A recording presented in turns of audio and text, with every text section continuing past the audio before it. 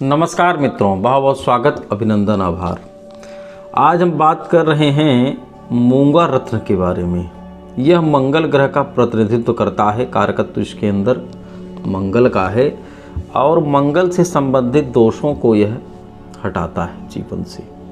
जिसको अत्यधिक क्रोध आता हो और साहस या डर के मारे किसी कार्य के प्रति वो साहस ही नहीं जुटा पाता हो, साहस की कमी हो, पराक्रम बड़ा कम हो गया हो उसके अंदर, कुछ कार्य करना न चाहता हो, आलसी टाइप हो गया हो, तो यह मूंगा रत्न उसके लिए विशेष कारकत्व देता है। उसको साहस में उसकी वृद्धि होगी, कार्य करने के लिए तैयार होगा, रिस्क लेने के लिए तैयार होगा, आगे आगे लीड करेगा।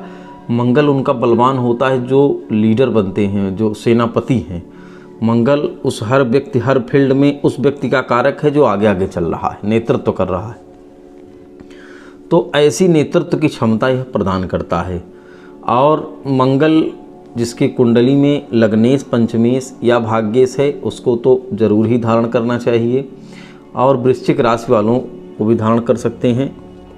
उसके अलावा मंगल किसी का यदि पाप पीड़ित है, उसमें कारक होकर के जो आपके अंदर क्षमता है उसमें कमी ला रहा है और आए दिन आपके विवाह, आए दिन लड़ाई झगड़े में आप व्यस्त चल रहे हैं, विवाह संबंधी कोई समस्या आ रही है, तो मंगल का यह मूंगा रत्न आप धारण करेंगे तो उसके शुभता प्राप्त होगी, उसमें कमी आएगी। जो खराब चीज़ें हो रही हैं उसमें कमी आने लगती है।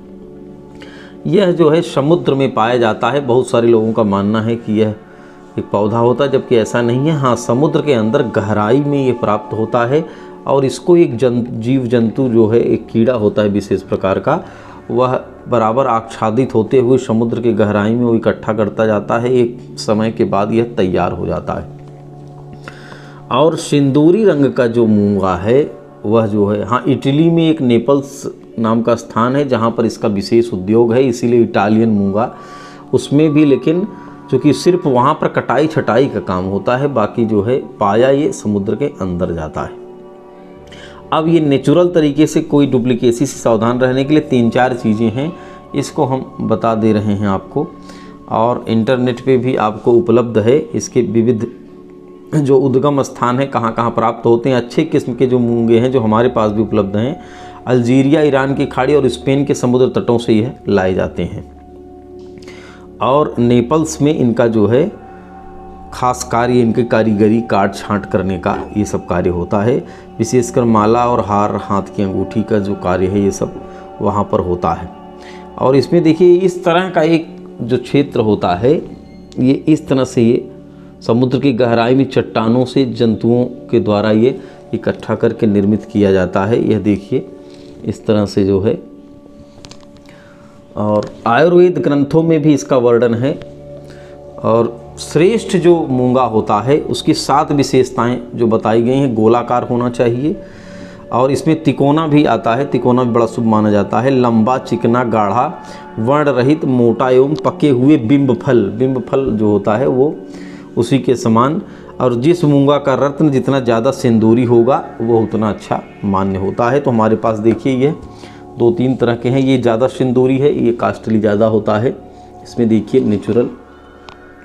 और इसकी जो अब बात करते हैं हम कि इसकी जो फिजिकल प्रॉपर्टीज़ हैं वो कैसी होनी चाहिए। तो जो फिजिकल प्रॉपर्टीज़ हैं उसके बारे में जो दिया गया है, भौतिक गुण इसका, वह अपेक्षिक घनत्व 2.65 और इसकी कठोरता 3.5 से 4 के उच्च कोटि की होती है।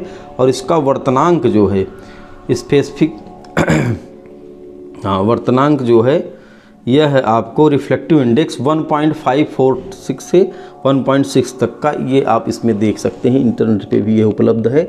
और इसका जो मानक है यह पूरा, ये मानक हमारे इन मूंगों में पूरा होता है।